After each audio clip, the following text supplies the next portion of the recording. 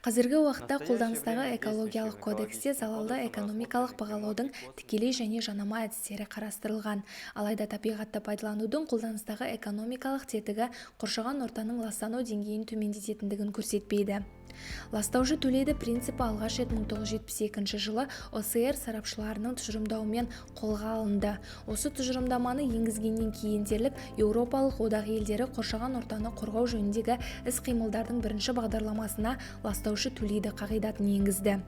Мемлекет осы қағидатты негізге ала отырып кодексте ең озық қолжетімді технологияларды енгізу, экологиялық заңнаманы бұзу кезіндегі шараларды қатаңдату және тағы да басқа негізінде кешенді экологиялық рұқсаттар сияқты шаралар көзделгеннен гөрі пайдаланушыға мұнда қоршаған ортаға келеңсіздіктерді болдырмау жөнінде барлық шараларды қабылдау тиімдірек болатындай жағдай жасауы тиіс.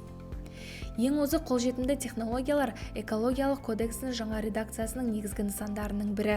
Кәсіпорынға көшу қарастырылған бірінші санаттағы ірі кәсіпорындар үшін ең озық қолжетімді технологиялар.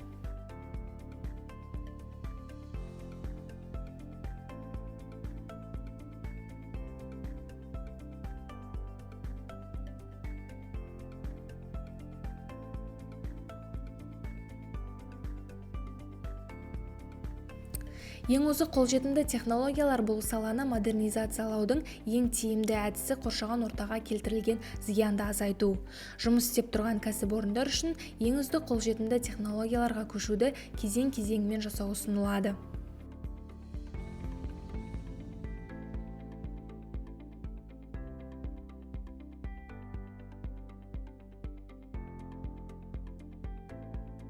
Кәсіпорын экологиялық бағдарламаға сәйкес ең озық қолжетімді технологияларды енгізуде тиімділік мерзімі 10 жылға дейін. Осы кезеңде олар кешенді экологиялық рұқсат алған кезде қоршаған ортаға эмиссиялар үшін төлемнен босатылады және бұл ақшаны жаңа технологияларды енгізуге және жаңғыртуға жұмсай алады. Егер кәсіпорын 25 жылдан бастап ең үздік қолжетімді технологияларға көшпесе, онда қоршаған орта эмиссиясы үшін төлемақы мөлшері әрбір 3 жылда 2 рет арттырылады. Яғни 25 жылдан бастап 2 есе, 28 жылдан 4 есеге, 31 жылға қарай 8 есеге өседі. Сондықтан бұл кәсіпорын үшін ең жақсы қолжетімді технологияларды енгізуге экономикалық ынталандыру болады деп санаймыз. Бірінші кезеңде мұнай, газ, кен, металлургия, химия және электр энергетикасы салаларының 50 ірі кәсіпорнын озық қолжетімді технологияларға көшіру жоспарланып отыр. Олардың үлесіне ел шығарындыларының 80% тиесілі. Жаңадан іске қосылатын кәсіпорындар үшін ең озық қолжетімді технологиялар базасында кешенді экологиялық орналастыруды алу міндетті болып табылады.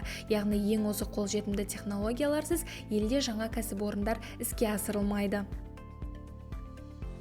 Озық қолжетімді технологиялар енгізудің үлгісі ластауыш заттар шығарындыларының саны айтарлықтай қысқарған Еуропа елдерінің тәжірибесі болды. Азот оксиді 59%, күкірт оксиді 94%, шаң, қатты бөлшектер 90%.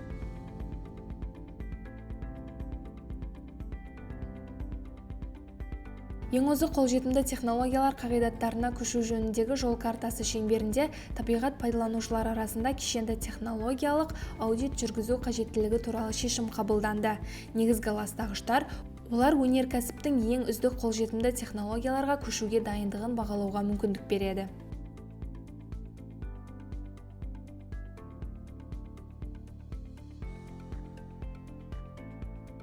Қоршаған ортаға эмиссиялар үшін төлемдер және табиғатты қорғау іс-шараларына бюджет қаражатының мақсатты жұмсалуы.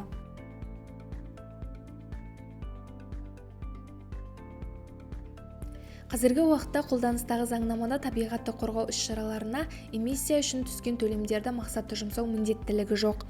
Бұл түскен қаражаттың тек 45%-ын жергілікті атқарушы органдар қоршаған ортаны қорғауға бөледі.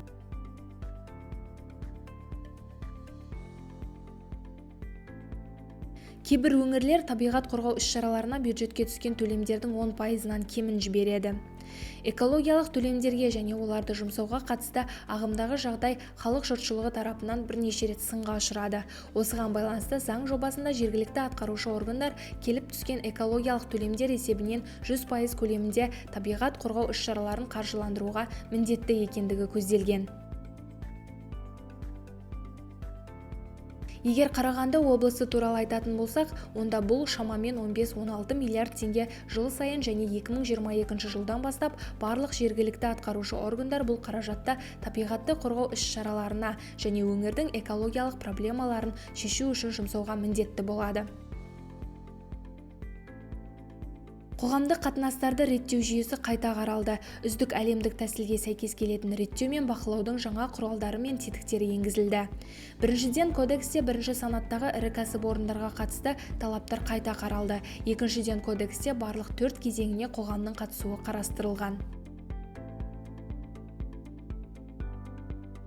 Яғни, егер жоспарланған қызметті жүзеге асыру бойынша жобаны әзірлеу сатысында қоғамдық тыңдаулар жер телімі бөлінгеннен кейін инфрақұрылым жүргізу және дайындық жұмыстары жүргізілсе, жаңа кодекс тыңдауларды қызметті жоспарлаудың ең бастапқы кезеңінде және жер учаскесін бөлуге дейін өткізуді көздейді. Бұл кәсіпкерлердің тәуекелдерін болдырмауға және қоғамның пікірін ескере отырып оқу-жаттығуды қабылдауға мүмкіндік береді. Бұл тұста экологиялық реттеудің жаңа тетігі ірі экологиялық қауіпті объектілер үшін 1-2 санаттағы әсері болмашы объектілер, 3-4 санат реттеуден босатылған, 3 санатты бізде тек декларация ғана береді.